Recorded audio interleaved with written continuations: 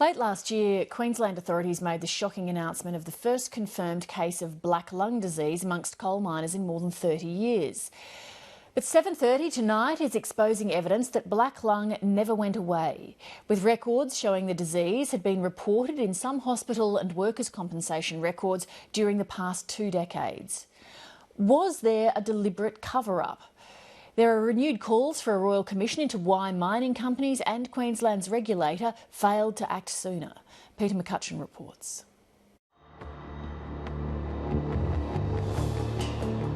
Black lung disease was the scourge of past generations of coal miners. With more open-cut mining and improved conditions, Australia was widely believed to be black lung free over the past 30 years, until the disease's surprise re-emergence late last year.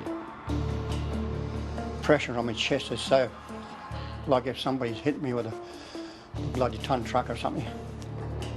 But the industry and government should not have been shocked. Tonight, 7:30 can reveal the disease was documented in hospital and workers' compensation records, well before its official rediscovery 9 months ago. Someone is responsible, someone is accountable. There might be many people who are responsible and accountable, but we want to know what went wrong. According to Queensland Treasury statistics obtained under the state's right to information laws, there were 4 workers' compensation claims for black lung between 2007 and the disease's official discovery last year. One is still pending. Another claim lodged 9 years ago was accepted. To what extent does that suggest that mining companies may have been aware that black lung was still around? Well, there wasn't an awareness. In the case of 2007-8, remember this is a disease that takes a long time to develop. I'm told that it's highly likely that worker worked in an underground coal mine that by 2007-8 had long since shut down, and probably the mining company in question no longer existed. So there wasn't a current mining company to be aware of the issue and to feed that into the information flows. But that's not the only case of black lung disease in Australia over the past 20 years. Safe Work Australia has identified 3 workers' compensation claims outside of Queensland, 2 in New South Wales and 1 in Western Australia. And a Queensland health audit of public hospital records obtained by 7:30 found 4 probable and 7 possible cases of black lung between 1995 and 2014. Well, what that says to me is that black lung has re-emerged earlier than what we thought, and that we need to have a Royal Commission to find out what's happening with it. Hi, Dad. Hello. For former Queensland Police Minister and now Labor backbencher Joanne Miller, this issue is deeply personal. Her grandfather died of black lung disease. Her 90-year-old father was also a coal miner with a history of lung damage. The dust, astronomical. You can see it. My father's always said that he's dusted. The old miners, what they mean when they say that they're dusted is that they believe that they have black lung. Now, earlier this year, Department of Mines officials went to see my father to say that they would organise x-rays for him. We're now in August. They've never been back to see him. A lot has changed in the coal industry since George Pringle retired, but even when Australia was supposedly black lung free, there were warning signs. Breaking news in America's coal mining country. We now know...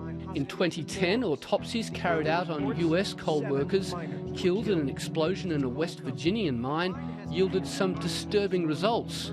Black lung was widespread in previously undiagnosed miners. I was asked to review autopsy reports on the 29 miners who were killed, and out of those 29 miners, 24 of them had lung tissue that we could look at. The other 5, it had been destroyed. And 71% of those had signs of coal workers' pneumoconiosis, even those that had been working for less than 5 years, which was very striking to us. The surprise discovery prompted Queensland authorities that year to warn the disease could re-emerge in Australia. Did mining companies take any extra steps at that time? Well, what we did have was a presentation by the US experts to our annual Health and Safety Conference. We listened to their experience with interest, but didn't relate that back to a potential reality here in Australia. Now we know better. Indeed, in the following years in Queensland, the levels of the one thing that causes black lung, coal dust, went up. There has been a significant upward trend over the last 2 years in average dust exposures. One mine was found to exceed twice the adjusted regulatory exposure limit. I think we're still trying to understand what was going on there. No one's happy about that spike, but you've got to remember, again, this is a disease that takes many years to develop. So if you're drawing a bow between some exceedances in 2012 or 14 and cases of pneumoconiosis, you simply can't draw that connection. And the stream of dust that's coming in. During this time, the regulator, the Department of Natural Resources and Mines, did issue directives to reduce dust exposure. But according to a recent Senate inquiry, most companies didn't comply by the due date. One mine took a year to fall into line. Well, I think it's obvious that there's been clear maladministration in that particular department. The miners tell me that they have no faith in the Mines Inspectorate. Someone has obviously been paid to do a job in the Mines Inspectorate and they haven't been doing it. The industry concedes things need to change, but argues it was fundamentally let down by a faulty health scheme, which failed to pick up black lung disease in workers' x-rays.